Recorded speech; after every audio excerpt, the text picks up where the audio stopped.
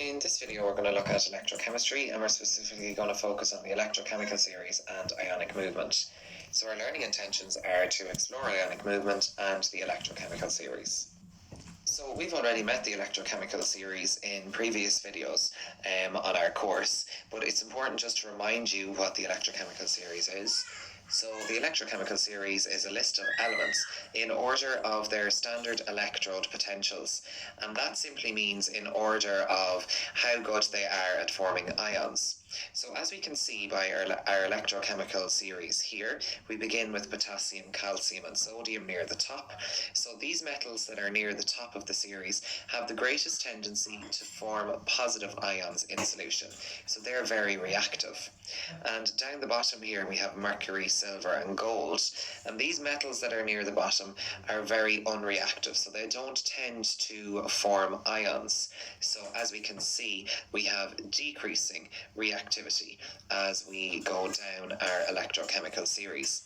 Now we're going to use this concept to help explain the next few slides. So in our previous electrochemistry videos, we've seen how an electric current can be used to bring about a chemical reaction.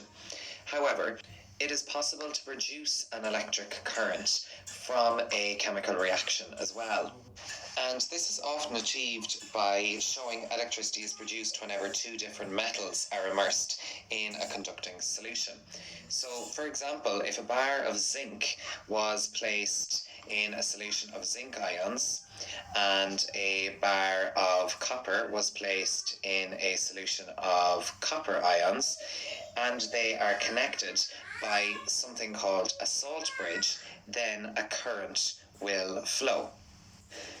So here's just a little diagram to explain it. We can see our solution of zinc ions with our zinc electrode and our solution of copper ions with our copper electrode, and this is linked by a salt bridge. And basically electrolysis allows for this light bulb to light up. Now, the cell where this reaction usually happens is called a galvanic cell or a voltaic cell, but the word galvanic cell is more common. So it's a cell that allows for the production of an electric current. Now, if we're to look at the example that I've given on the last slide in more detail, we can say that at the zinc electrode, there is a tendency for the zinc to lose electrons to form Zn2 plus ions. So this means that oxidation is occurring at the zinc electrode through the reaction shown. These electrons can then float around the wire to the copper electrode. And then at the copper electrode, the copper ions accept these electrons to become copper atoms. So we have reduction then occurring at the copper electrode. So we can see that we have oxidation and reduction occurring at the same time.